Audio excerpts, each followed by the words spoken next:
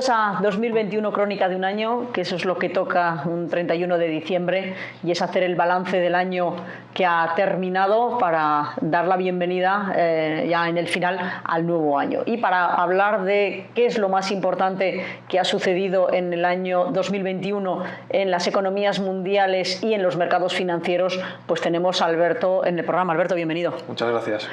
¿Qué es lo que podemos empezar a hablar para destacar la salida del 20 y comienzo del 21? Porque ha habido ahí algún tipo, ¿verdad?, de noticia o de algo que ha sucedido que nos ha condicionado y que ha arrastrado, exacto, durante todo el año.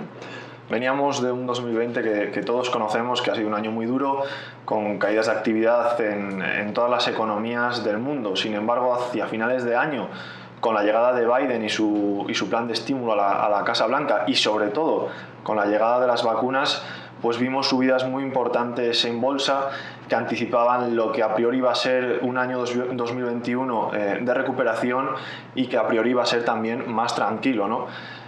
Ha sido así, 2021 ha sido un año de recuperación, ha sido un año de crecimiento, pero sí que hemos visto algunas noticias y algunos eventos y han aparecido nuevas dificultades que, como decías antes, nos han ido marcando en todo el año 21. Por ejemplo, empezamos el año con el asalto al Capitolio de Estados Unidos, que se saldó con 4 fallecidos y con 50 detenidos. Esto, que a priori es un evento que introduce mucha volatilidad a los mercados financieros, sí que es cierto que lo contuvieron bastante bien, porque a la vez que ocurría esto se confirmaba que Biden tenía el control del Senado, del Congreso, y que también tenía la Casa Blanca, y que por lo tanto iba a poder aplicarse su plan de estímulo. Entonces se produjeron caídas en bolsa, pero se produjeron caídas en bolsa en el sector tecnológico y se produjeron subidas fuertes en todo el componente cíclico que se iba a ver beneficiado por el plan de inversiones de Biden. Sin embargo, en marzo de este año, del año 21, tuvimos uno de los eventos más destacados y fue la noticia del buque que se quedó encajado en el canal de Suez, bloqueándolo y impidiendo el pase de las mercancías por uno de los principales puntos de comercio de todo el mundo, ¿no? Esto creó gran alarma económica, ya que si no pasaban, o el retraso de las mercancías, se temía que produjera problemas en toda la cadena de suministro global y un repunte o una subida fuerte de la inflación. Al final, tras 6 días de trabajo, se consiguió sacar al buque, pero no conseguimos librarnos durante el año 21 ni de la inflación y tampoco de los problemas en la cadena de suministro a nivel global. Sí, además, claramente ese problema de las cadenas de suministros, a medida que fue pasando el año, se ha ido viendo que, hombre, ha ido ya mejorando, pero realmente ha sido el gran caballo de batalla provocado. Es decir, yo creo que ya lo del buque ya fue un poco el detonante, ¿no? Pero veníamos ya de unas economías que estaban saliendo y activar. Cuando tú paras la economía mundial y la quieres arrancar esta máquina de golpe, es muy complicado, ¿verdad? Y por tanto, bueno, pues de todo ese asunto, la verdad es que ha sido de los más protagonistas todo el tema de los suministros, ¿verdad, Alberto? Sí, ha sido complicado porque el año 20 había sido muy duro en actividad, pero claro, si paras la actividad, paras el comercio, es una de las principales cosas que paras, ¿no? Entonces, había planes para recuperar el comercio y es cierto que ha habido un crecimiento muy importante, pero no se ha conseguido llegar a los niveles previos al COVID. La influencia de nuevas cepas, ¿no?, del COVID, de nuevas olas de COVID. Y también, esto ha sido importante, la llegada desigual de las vacunas a distintos países, sobre todo a emergentes, que son las fábricas del mundo, ha provocado problemas en la cadena de suministros a nivel global, que ha afectado incluso a los países desarrollados. Veíamos a mediados de año buques en los puertos, por ejemplo, americanos, que no podían llegar a tierra porque a esto se le unía otro problema mayor, que fue la falta de trabajadores en todos los sectores y especialmente en el sector de transporte, ¿no?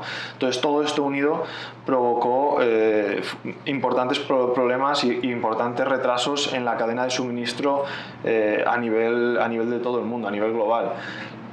Para el año 22 es cierto que algunos, como por ejemplo el problema de los semiconductores, ahora todo utiliza semiconductores, pues a priori el problema de la escasez de semiconductores va a continuar.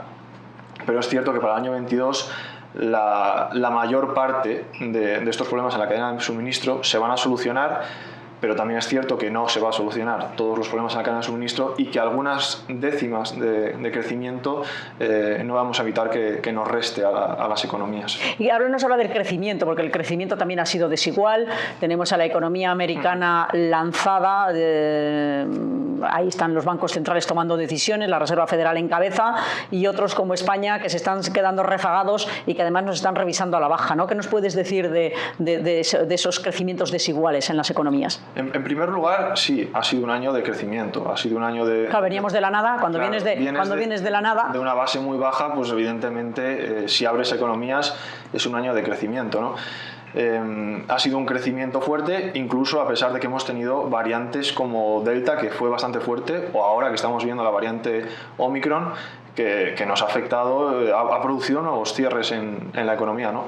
Pero también es cierto lo que decías, que a pesar de ser un año de crecimiento, ha sido un año de revisiones a la baja de crecimiento. Por ejemplo, en España partíamos de crecimientos o de previsiones de crecimientos para el año 21 por encima del 6%, ampliamente por encima del 6%, y la última revisión, porque ha habido varias revisiones a la baja, la última revisión ya nos coloca en un crecimiento para el año 21 del 4,5%, y para el año 22, que también estábamos por encima del 6%, la revisión ya es el 5,5%, ¿no? De crecimiento. Entonces hemos visto bastantes revisiones a la baja.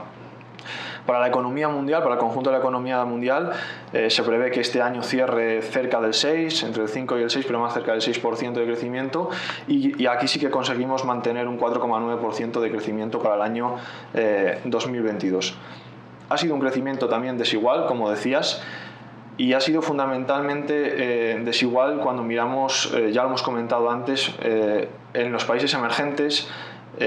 No ha habido igual acceso a las vacunas. Esto ha provocado que algunos países emergentes de rentas más bajas crezcan al 2,9%, mientras que si vemos China, que ha logrado un crecimiento fuerte del 8%, con mayor acceso a vacunación, pues ha logrado este crecimiento a pesar de todo el aumento y todo el lío que ha habido con la regulación en China por esto que llaman la prosperidad común, ¿no? Que quieren alcanzar, y a pesar del fuerte deterioro que ha tenido el mercado inmobiliario chino por el caso Evergrande. Cuéntanos ahora otro de los temas que mencionabas antes y que ha sido decisivo este año es la inflación. La inflación ha sido el gran caballo de batalla, el gran problema, lo que tiene a los bancos centrales muy pendientes de todo ello, los bolsillos de los ciudadanos desesperados, y yo creo que es el gran enemigo este ejercicio y el gran monstruo de 2021, la inflación. Es el monstruo, es la palabra de moda. Al final ha sido un año en el que se ha hablado mucho de inflación porque todos los problemas que comentábamos antes, la consecuencia ha sido realmente la inflación. Hemos experimentado unos repuntes muy altos en los IPCs. España va a finalizar el año, según las últimas previsiones, con un IPC cercano al 7%, y es que hemos visto varios máximos históricos durante todo el año en el precio de la electricidad, que se ha ido multiplicando varias veces en el año. Y todo esto viene por unas causas, como decíamos, ¿no? La principal causa es la que ya hemos hablado, es la crisis de suministros, que sí que parece que en 2022, por lo menos gran parte de este problema se va a solucionar. Otro de los factores que ha impulsado la inflación ha sido la propia inflación de lo que son la energía, de lo que es la energía, ¿no? Este es otro factor que también se prevé que en el año 2022 vaya a lograr reducirse, si no todo, en gran parte debido al equilibrio entre la demanda y la oferta, sobre todo en el gas natural y también en el carbón. Hay que mencionar en este punto también como una causa el ahorro de las familias. Todo el año 2020 sin consumir o con un consumo muy bajo ha provocado que las familias tengan unas tasas de ahorro en máximos históricos, ¿no?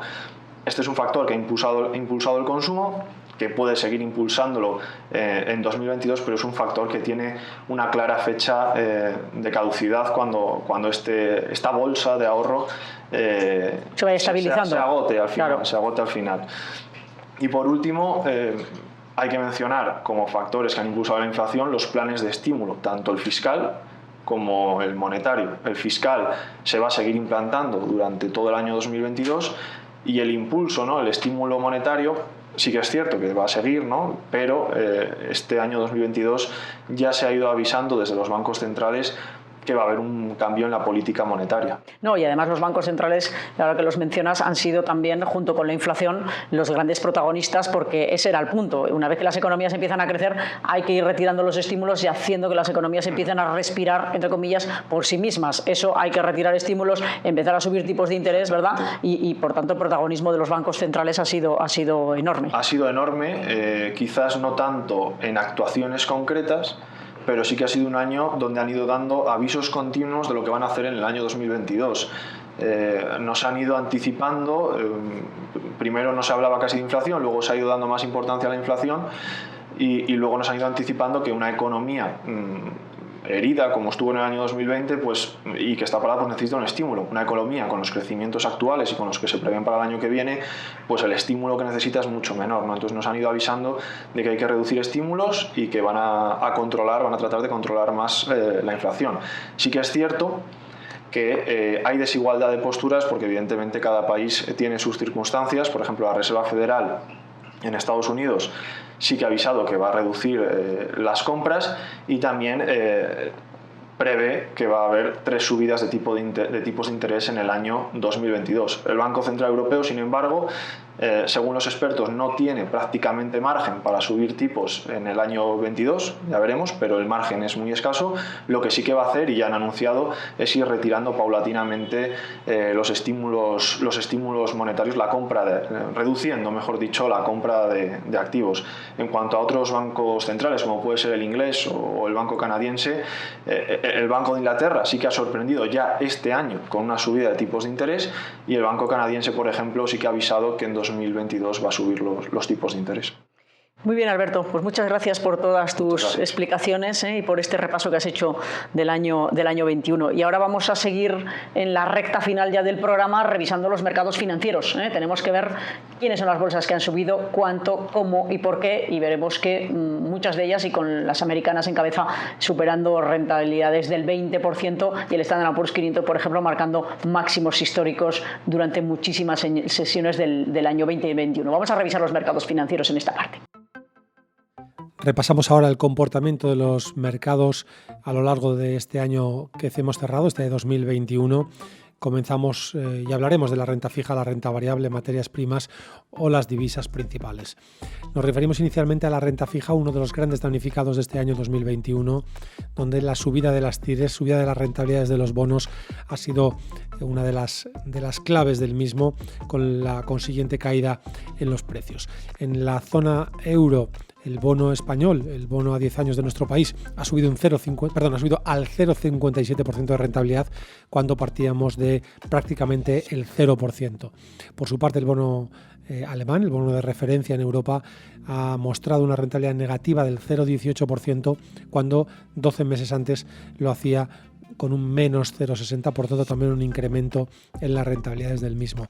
Y por su parte, en Estados Unidos ha cerrado el año en un 1,51% de rentabilidad, cuando también el año anterior era de un 0,9%. Entre 42 y 58 puntos básicos de incremento de las rentabilidades es lo que hemos visto en estos, bonos principales o bonos de gobierno a 10 años, que son la referencia en la renta fija. Si echamos un vistazo a la renta variable, hay que decir que ha sido un comportamiento positivo de forma general a lo largo y ancho de los principales índices bursátiles, con comportamientos o con subidas distintas en los distintos mercados, pero hay que destacar que en líneas generales ha sido uno de los activos más beneficiados de este año 2021. En Europa, como resumen, podríamos decir que el Eurostoxx 50 subía un 21,2%, pero aquí tenemos desde el índice español, el IBEX 35, que se ha quedado en un 7,9%, hasta el francés, que se revalorizaba casi un 29%. En terreno intermedio, tanto la bolsa alemana, que subía casi un 16%, como un 14,2% que vivía el Reino Unido, como las principales plazas bursátiles en el viejo continente. Al otro lado del charco, en Estados Unidos, muy destacable el comportamiento del Standard & Poor's 500, casi un 27% de subida, marcando en torno a 70 máximos históricos a lo largo del año. Por su parte, el índice de industriales, el Dow Jones, subía casi un 19%, en este caso también marcando muchos máximos históricos, en torno a 40, y el tecnológico Nasdaq, que se revalorizaba casi un 22%. En Sudamérica, en la parte negativa hay que ver como mercado principal el Bovespa de Brasil, que caía casi un 12%, mientras que Argentina, el año 2021 ha sido el de una revalorización muy importante de un 63%. Asia-Pacífico, o en general el continente asiático, ha vivido un comportamiento no tan positivo. Hay que recordar que los mercados emergentes han sido unos de los que no se han visto tan favorecidos este año. China, por su parte, entre un 2 y un 5%, según el índice que revisemos, ha sido la subida pues bastante modesta en este año. Decir que Japón subía casi un 5%, el Kospi coreano lo hacía un 3,6%. Especialmente reseñable es el comportamiento del Sensex en India, el índice principal indio, que subía un 22%. Oriente Próximo, África no son mercados demasiado relevantes, pero han tenido también subidas entre un 23 y un 30%, tanto Arabia Saudí, Israel, Sudáfrica como principales mercados. En cuanto a las divisas, decir que hemos cerrado el año en el euro-dólar en niveles de 1,14, cuando comenzábamos el año pasado más cercanos al 1,23. Esa caída del 7,55 para el euro-dólar ha sido también negativo para el euro-libra, con un 6,6%, y la subida para el euro-yen, en este caso, del 3,5%. Materias primas son los otros activos a destacar. Sin duda el petróleo, que ha cerrado el año en el entorno de los $78 por barril, lo abría el año pasado en $52 aproximadamente el barril de Brent, lo que supone una revalorización de más del 50%. El oro, que ha cerrado el año en los $1.828 por barril, ha caído no demasiado, un 3,5% en el conjunto del año 2021. Y el gas natural, como curiosidad, puesto que, como saben, hemos oído hablar mucho del incremento de los precios del gas, que ha subido sobre todo en la parte final del año, pero que en el mes de diciembre ha relajado esa subida. Llegó a subir en torno a un 140%, y en el final del 2021, en el conjunto del año 2021, la subida ha sido de un 47%. Esto es todo en el conjunto de mercados y los principales datos de los mismos que queríamos comentarles. Y con esto cerramos la crónica del año 2021, abrimos ya el año 2022, les agradecemos su atención, lo que nos siguen, y les invitamos a que sigan con nosotros en elinversorinquieto.es con todo lo que nos va a traer el año 2022 y que nosotros les traeremos, como siempre, puntuales cada día, cada mes y en cada momento importante del año. Gracias y feliz 2022.